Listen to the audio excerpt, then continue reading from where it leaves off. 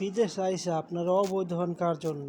যখন আপনি পুলিশের হাতে ধরা পড়েন তখন আপনার ওই ফ্যামিলি একটা টিকিটের টাকা পর্যন্ত দিতে পারে না। তো আপনি কার জন্য ভাই অবৈধ হইতেছেন? তো বিদেশ আইসা অবৈধ হওয়ার কোনো প্রয়োজন নাই। বিদেশে আসেন, বৈধ চ্যানেলে যারা আসছেন বৈধ থাকেন।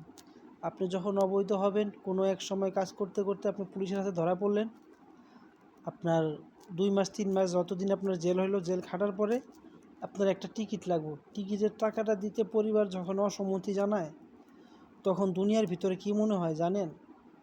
বাইচা থাকাতে মইরা যা অনেক ভালো ছিল।